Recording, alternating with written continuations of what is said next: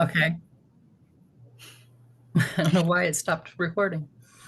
Okay, I know that we look for a 4.7 or higher to exit them. Yes. What about the domains? Do we have a certain score that they have to No, we're just at the overall score for exit. overall score? Okay, so we have found whenever we especially look at the writing, if they're scoring low on that but high on everything else, they struggle in their classes. Yes. So we set criteria for they have to at least get a 3.9 or higher. Then we don't worry as much about them because they're closer to where they need to be. But I didn't see anything in your handbook that indicated that. I know some of the states have gone to anywhere Domains. from 4.0 to a 4.5 on the domains. Yes. And I know on the So scale of biliteracy, they have to score a 5 on uh-huh. everything to show proficiency. So the difference on proficiency levels for different states has a lot to do with their demographics of their students, so that when they set those proficiency guidelines as far as the exit score, they look at how students are doing on their state assessments, and they take all of that into consideration. So the demographics of their students may be different. They may be performing very much better on their state assessments or much poorer on their state assessments. So we're not going to penalize our students and everyone do the same thing when our state assessment may give a different picture of how the students do overall. Does that make sense to you? Yes, it does. Okay. Thank you. All right. So I'm going to move on to the screener for 1 through 12. Can I ask one more quick question? Oh, okay. I apologize. No problem. So I understand what happens seconds or like after we get access test results for the kindergartners, but a first semester kindergartner who's a 5.0 on oral language is inputted into the system as EL, and then we would change it to not EL. Right. Okay. Thank you. Yeah, so they're kind of still a potential English learner, but we're providing them with some support through their kindergarten career. Okay, 1st through 12th.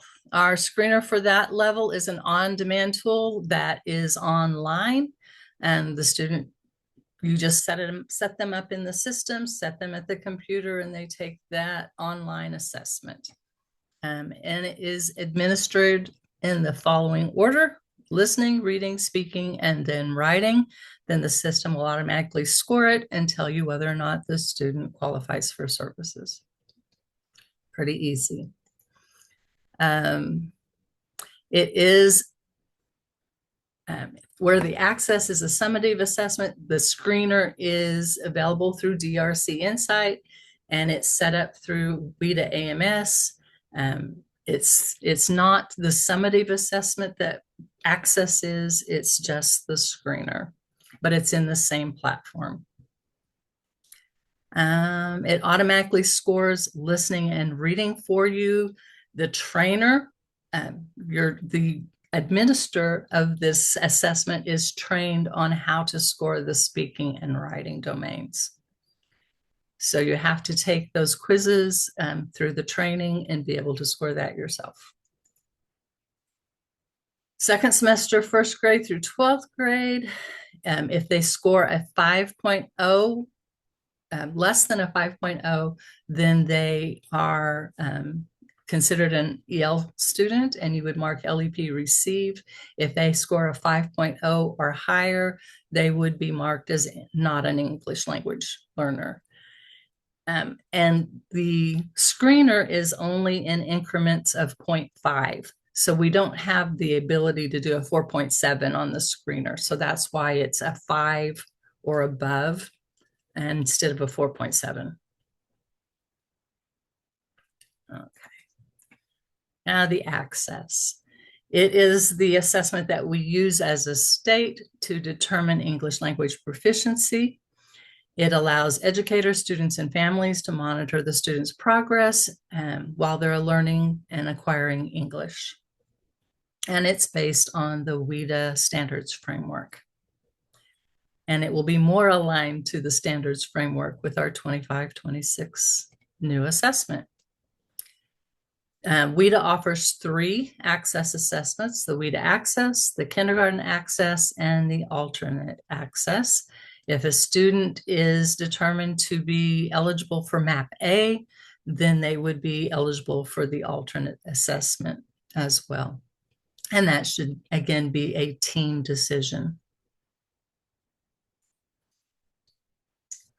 Student question, Cammie, about Okay. the alternate. Okay. They're not able to exit on the alternate test. Is that correct? If they exit from it, then they would just take the regular access testing? If they qualify for the alternate access and they meet the criteria to exit, there is an exit criteria for the alternate access as well. They can exit on the alternate access. They do not have to take the regular access. Okay, thank you. And that's in our guidance for the it's under I'll find it and link it. I'll put it in the chat. Thank you, Rob. Thank you. And say this, we have a certain document that walks you through all of that on the ELD page. Okay. The proficiency ranges from 1 entering to 6 reaching, but again, students exit at 4.7, so way before this level 6. And these are some of the things that the EL access can help us determine for the students. Kindergarten access is individually administered. It is adaptive. All sections are adaptive, meaning they are presented until the students reaches a performance ceiling, and then you move on to the next session or part of the session. It takes about 45 minutes per student. It's not timed. If it takes longer, it takes longer. WIDA recommends that access be administered during one session at the kindergarten level. If it has to be divided into 2, break it between the narrative and the expository sections. And the break should last no more than 2 consecutive school days, because the 2 parts are related to each other, and we don't want the student to forget what was in the first part before taking the second part. The alternate access is also individually administered, and it's for students with severe cognitive disabilities. It was revamped for 23-24 and includes all new test content, and has what's called the Individual Characteristics Questionnaire, which prompts the administrator to answer questions about the student, and it will be reported on the student's score report to help them make reclassification decisions. So that helps you with that question you had, Karen.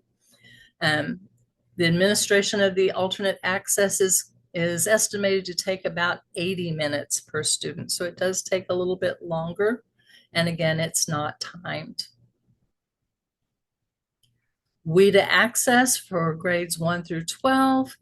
For students in 1 through 3, they take the writing modality in a writing booklet. Everything else is online, unless the student has an IEP that requires them to have paper, pencil, or Braille.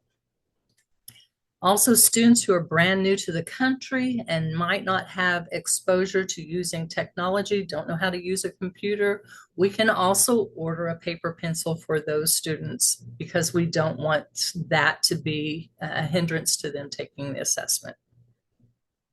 Okay, generally it takes 45 to 90 minutes for the WIDA access, and it can be administered in sessions and varies by modality. Unlike our other state assessments, if any portion is given paper pencil, we have to give the whole thing paper pencil. So you can't do part of it online and part of it paper pencil.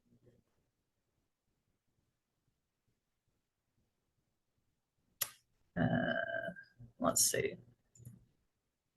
all of the manuals. These are links to the ELP assessment guide. This link on Missouri page on the WIDA website, about 2 months ago, we approved the new testing dates for 25-26. We are still waiting for WIDA to publish those. We can't give them out until they verify that those dates work for them. But when they are verified, you will find them on this Missouri page on the WIDA website. So bookmark that and go back to that. It will also have all of our manuals and everything that you need for assessment. So that's a good page to have available to you. Then the MOSIS codes are linked there as well. And I also put a link to our EL assessment page and the ELD webpage in case you need those. Hey, I was curious about the Moses codes and if they have codes coming in from other states.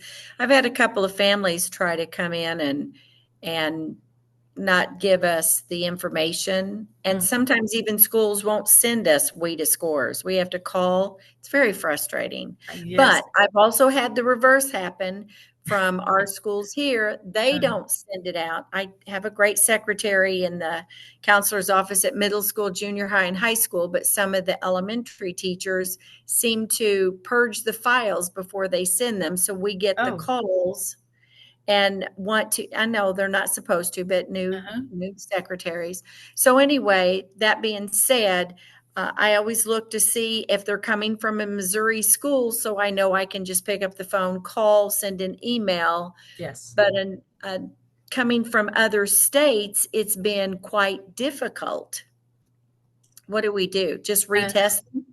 Well, a lot of times having the secretary follow up on when they request documents from the other school, making sure they also request WIDA information if they're a WIDA state. So if they know that they were an English learner, make sure that the secretary knows to request ESL, ELD information. If you don't have anything, I guess if they're coming from a non-WIDA state, we're going to have to screen them anyway. This one came from Wisconsin. Yeah, Wisconsin is very much a WIDA state. So again, I think I would ask the secretary or whoever handles your enrollment documents and requesting of documents and have them contact the school and ask for information. Well, I know earlier you were talking about the language that they're using and how to determine, and by making that phone call, the printout that's there on this particular student very clearly says that even though the student uses English and they use English in the home, everything else says that it is in another language. And the reason it was brought to my attention was at open house, the teacher speaking to the student had to translate for the father. And so my teachers are great. They immediately called me and said, hey, we want to let you know this student's incoming, probably a new ELL. However, that student's language was great. So I did a deep dive in the folder, didn't find any WIDA scores, didn't find anything accessed, but they printed off everything from Infinite Campus that has the home language survey. And I thought, so why didn't they test and at least put that they weren't an ELL student? Right. Well, again, we don't want to penalize them if they're bilingual by assuming that they need assistance, because if they're bilingual, that's wonderful. And so that's where the rest of that language use survey would come in handy, asking those additional questions, because maybe they exited a program, or maybe they have been bilingual their whole life and are fluent in both languages. That there are some students who come from other countries that are fluent in 3 or 4 languages. So oh, absolutely. And my thought was to follow up with if your child is bilingual or multilingual, because I have one now that's got 4 or 5 languages. This is definitely something you want to follow up with for high school. And I mean, there's never a time that's too early to start plugging for the SEAL. SEAL biliteracy. Exactly. Yes. So again, that's a good reason to use that complete language use survey with those students. You can ask those follow-up questions and get more information. Thank you. Uh-huh. All right. The next section is on training. Again, there's that Missouri page on the WIDA website. Go back and look for those updates to guidance and the calendar and the manuals. It gives you some of that specific guidance. Other than that, we know that we have to go through the WIDA assessment training that's on the secure portal. To be able to give the assessments in the state of Missouri, we require that the test administrator be a district employee or a long-term sub on a district contract. So you can't just have someone come in for that week to give assessments. It has to be a district employee or someone on a long-term sub on a district contract. And they have to at least meet the requirements of a paraprofessional. They also have to complete all of the training with at least 80% proficiency on those assessments. Okay, all of that has to be in place before they can administer any of the assessments. So we've had districts where they hired someone to like a para to come in on a short-term basis, and we had to tell them that that wasn't allowed. Now, some districts that maybe only have 1 or 2 students, they can invite someone from a neighboring district. We have approved on special circumstances, allowing someone from another district to come in and help with your assessments if needed. So there are some exceptions, but you'd have to contact us and get approval for those. WIDA screener training has to be completed if you're new to the system or if they update the WIDA screening training. How frequently after that is up to your district, but we recommend at least every 3 years to go through the training. The kindergarten screener has 2 quizzes that you have to pass, and you have to get 80% on both of those. And training has been updated and should be open. It wasn't open for a short time over the summer on some of the areas, but it is all up and running now. And there is a new training that is available for the alternate screener. So if you're going to use that, you'll have to go through that screener training as well.